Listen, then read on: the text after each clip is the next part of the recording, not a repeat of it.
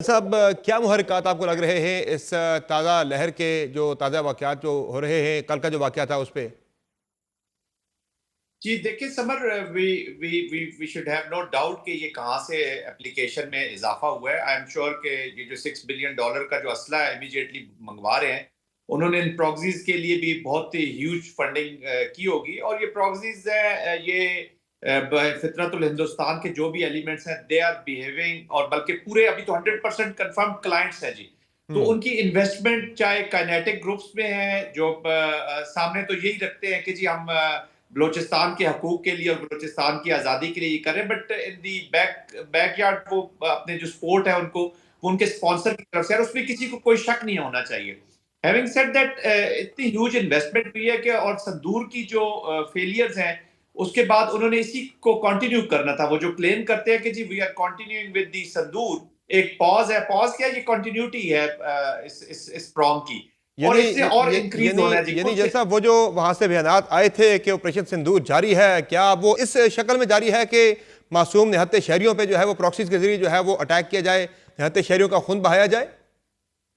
देखिए वो पाकिस्तान की जो फंडामेंटल चीज करना चाह रहे हैं, वो यही करना चाह रहे हैं कि एक डिस्पोंडेंसी फैले, स्टेट की जो रिट है वो उसको चैलेंज किया जाए, और जो आम लोग हैं, जो बलूचिस्तान के लोग हैं या पाकिस्तान के लोग हैं, उनका जो स्टेट ऑपरेटर्स है उसके बीच में से कॉन्फिडेंस खत्म हो जाए।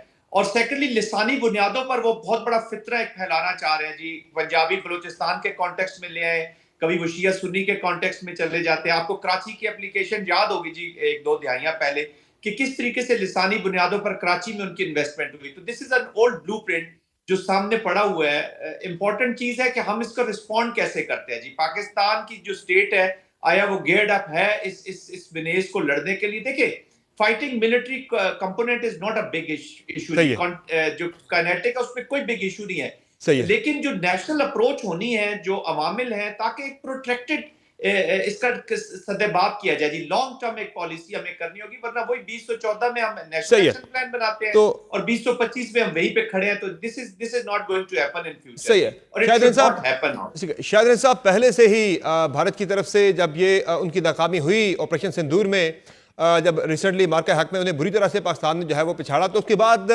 ये बहुत ही ये तासुर आम था, बल्कि ये बहुत ज़्यादा हर किसी को पता था कि भारत ने प्रॉक्सीज़ के ज़रिए पाकिस्तान के खिलाफ जो है वो कार्रवाइयाँ करनी है। फितौल हिंदुस्तान का भी नाम भी लिया गया। तो जब पहले से पता था कि भारत ने ये सब कुछ करना है, तो क्या हमने एक्स्ट्रा मेजर्स ली हैं कि इस तरह के वाक़यात को जो है वो रोका जा सके? समर देखें, दहशतगर्दी के खिलाफ जो ये जंग है उसमें हर वक्त ऐसा नहीं है कि जरूर ये वाकया एक अफसोसनाक गुज़िश्ता रोज़ पेश आया है, लेकिन ऐसे कई वाकयात हैं जिन्हें यही कानून नाफिज करने वाले इदारे, फ्रंटियर कोर बलूचिस्तान हो, बलूचिस्तान पुलिस हो, CTD हो, SOW हो या लेवीज हो, वो नाकाम भी बना रहे हैं। ऐसा नहीं है कि हर जगह पे दहशतगर्दी को कामयाबी हो रही है।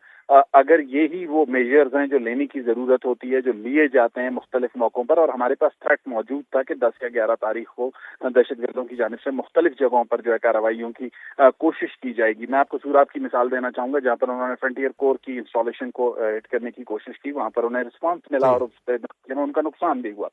तो इस वक्त जो सूरत हाल है, उस सूरत हाल में सबसे अहम चीज जो इस वक्त हमें सूबाई हुकूमत को करने की है, जो हम कर रहे हैं प्रोविंशियल एक्शन प्लान के तहत, सबसे पहले हम बी एरियाज की ए एरियाज कन्वर्जन कर रहे हैं, लेवीज को पुलिस के मातहत ला रहे हैं, और उसके साथ साथ काउंटर टेररिज्म डिपार्टमेंट, उसकी स्ट्रेंथनिंग पे काम हो रहा है। फेडरल PSDP में इस बार उसके लिए फंडिंग एलोकेट सही है। की गई है। हम शुक्रगुजार हैं फेडरल गवर्नमेंट के कि उन्होंने बलूचिस्तान हुकूमत की दरखास्त पर एक हैवी अमाउंट फिक्स किया है फेडरल PSDP में, फेडरल जो बजट है उसमें, जिससे CTD काउंटर टेररिज्म डिपार्टमेंट जो है उसकी स्ट्रेंथनिंग की जाएगी। और जो टेक्निकल सही है। इक्विपमेंट, ठीक क्योंकि है। याद रखें कि इस वक्त जो दहशतगर्दी के खिलाफ जंग है उसमें न सिर्फ जवानों ने लड़ना है, बल्कि टेक्निकल इक्विपमेंट की भी बहुत ज्यादा काउंटर टेररिज्म डिपार्टमेंट और को ये जरूरत और है। ये शायद इन सब अब तय है कि इनका मुकाबला करना है भरपूर तरीके से। वो जो बातचीत की वजह से मुख्तलिफ जो तजावीज़ ऑप्शन डिस्कस किए जाते थे कि इनसे डायलॉग हो, बातचीत हो, वो ऑप्शन अब गुजर चुका है। अब इनके खिलाफ कार्रवाई होगी देखिए, और हर सूरत में होगी। देखिए, चीफ मिनिस्टर बलूचिस्तान पहले से बहुत वाज़ेह हैं, बातचीत से कोई भी सियासी या जमहूरी हुकूमत इनकार नहीं कर सकती। लेकिन बातचीत से पहले रियासत अपनी पोजीशन ऑफ स्ट्रेंथ पर होगी और बातचीत उनसे होगी जो रियासत और उसके आइन को तस्लीम करेंगे। जो रियासत और उसके आइन को तस्लीम नहीं करेंगे, जो बंदूक उठाएंगे, जो बैरल ऑफ गन से बात करने की कोशिश करेंगे, उनसे बैरल ऑफ गन से ही बात होगी। सही है जनरल साहब, कहाँ से ये जो ग्रुप्स हैं वो ऑपरेट कर रहे हैं? BLF है, BLA है, अफगानिस्तान के अंदर तो काफ़ी ज़्यादा इन लोगों की जो है वो प्रेजेंस है। ईरान की बात की जाती थी, क्या आप भी ये ईरान के अंदर जो ऑपरेट कर रहे हैं? और अफगानिस्तान के हवाले से तो एक रिसेंटली मेरे पास एक खबर भी थी कि जो मैंने दी भी थी पहले भी कि एक फैसला हुआ था, हुकूमत पाकिस्तान ने इसमें अप्रोच किया था अफगानिस्तान के अंदर जो तालिबान की मौजूदा रजीम है उसके साथ, और एक ऑफर दी थी कि जो पाकिस्तान मुखालफ जो ग्रुप्स हैं जो कि पाकिस्तान के साथ बिल्कुल बॉर्डर के ऊपर बैठे हुए अफगानिस्तान के अंदर, इन्हें यहाँ से दूर मूव किया जाए, पाकिस्तानी बॉर्डर से इन्हें दूर जो है किसी और जगह पर इनकी आबादकारी की जाए। पाकिस्तानी हुकूमत ने 7 अरब रुपए की ऑफर भी अफगानिस्तान के अंदर तालिबान की हुकूमत को की है कि आप इन्हें पाकिस्तान से परे ज़रा दूर आप इन्हें ले जाएं, वहाँ जाके आप इनकी आबादकारी करें, हम आपको 7 अरब रुपए भी देंगे, आप इनके वहाँ पे इनकी कम्यूनिटीज़ बनाएं, इनके वहाँ पे आप इनकी कॉलोनीज बनाएं, इनके शेल्टर्स बनाएं, इन्हें आप वहाँ पे तालीमी इदारे बना कर दें, मसाजिद बना कर दें, वहाँ पे पाकिस्तान से इन्हें ज़रा दूर कर दें। तो ये ऑप्शन आपको लग रहा है कि वायबल है, डूएबल है, या फिर इसका कुछ और हल है कि वो जो स्ट्राइक्स की बात होती थी कि वहाँ जाकर इनके ठिकानों पर स्ट्राइक्स की जाए? क्या आपको इसका एक बेहतर हल दिखाई दे रहा है? समर, देखिए अफगानिस्तान के साथ जो भी मामला है ये क्रिटिकल हैं, these are not that easy, और हम इसको एक लॉन्ग टर्म स्ट्रेटजी अपना सकते हैं। मेरे जाती ख्याल में ये है कि आई डोंट थिंक सो कि अफगानिस्तान में जो काबुल है उसका बड़ा कुछ स्ट्रेटेजिक या ऑपरेशनल कंट्रोल भी सब फैक्शंस के ऊपर है। ये छोटी छोटी फ्रेंचाइजेस भी बन चुकी हैं विद इन अफगानिस्तान। तालिबान, देखिए पिछली दफा भी जब अफगानिस्तान के तालिबान ने ये बातचीत का ये सिलसिला शुरू हुआ था तो उन्होंने मैक्सिमम यही किया था कि जी आप साथ बैठ जाएं, जी जो टीटीपी है वो भी बैठ जाए और आप भी बैठ जाए, बस वो डायलॉग का एक फैसिलिटेट करवा के फिर वो बीच में से खुद निकल गए, क्योंकि उनकी अपनी सेंसिटिविटीज हैं जी।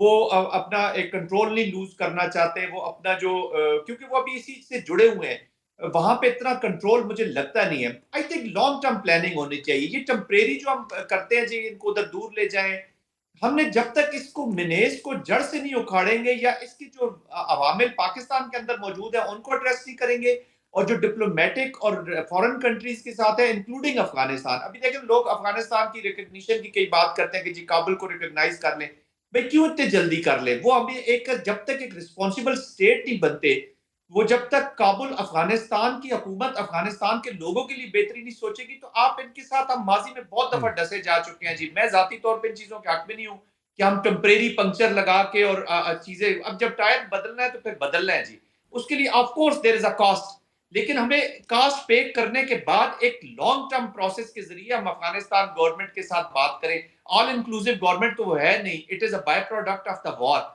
उसके बाद उनके अपने कंट्रोल में नहीं है सारी चीजें, उनका काबुल के अंदर रेट नहीं है, ऑल इंक्लूसिव गवर्नमेंट नहीं है। तो आई थिंक हमें इससे ज्यादा काम जो है वो जो रीजनल अलायंसेज है या रीजनल अप्रोच है उसको और इंटरनेशनल अप्रोच को इंप्रूव करना होगा ताकि एक लॉन्ग टर्म सोल्यूशन हो सके।